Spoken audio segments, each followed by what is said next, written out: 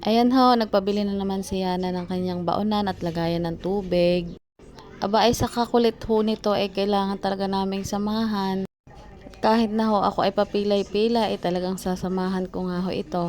Ay dahil nga naman ho ay malapit na nga naman ang pasukan ay wala pa naman siyang baonan at lagayan ng tubig. At dito na lamang ho kami sa DIY nagpunta at mas malapit-lapit lamang. At nang dumating nga ho kami ay sobrang namang excited ditong batang ito. At namili na ho ng kanyang mga baonan at saka lagayan ng tubig. Siya nga lang ho ang namimili at alam mo naman mas marunong pa yan sa iyo. At ang kanya naman ho pinili ay apakalaki-laki naman ay sabi ko ay ayaw ko iyan. At maghanap na lamang po siya ng iba. At ayan ho may napili na.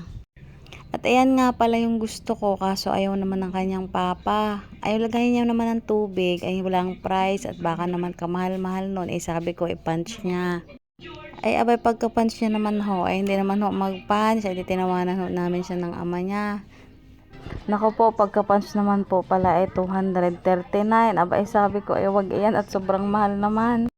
At magpili na lang ang ho kako siya ng iba.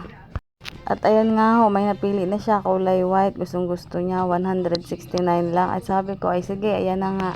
Pagkatapos niya ho mamili ng kanyang mga baonan, ay ayan ho, saan saan na ho nagpunta, kung ano-ano nang pinagtitingnan niyan, kung ano-ano nang gustong bilhin, pati mga susi, bibilhin niya ho.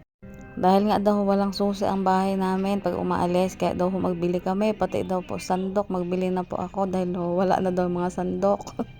So ayan nga ho, pinagbigyan ko rin naman ho at bumili na nga rin kami. At yan, siya na nga ang nagbayad hanggang sa umuwi na po kami. Sayang-saya niyan.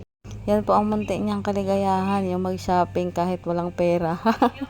So ayun nga ho, pauwi na kami. Hay nako, batang to. Satisfied ho yan pag uwi dahil maganda yung nabili niyang baonan at lagayan ng tubig. Nagsaglit nga lang ho kami kasi nga ho ako ay papilay-pilay pa kaya hindi pa ako pwede talagang magtagal. Ayan ho, pauwi na siya at sobrang ngiti niyan. Ang simpleng kaligayahan ng ating anak ay syempre pagbigyan na rin natin dahil yan lang naman ang aking nag-iisang anak kaya ayan, pinagbigyan na siya.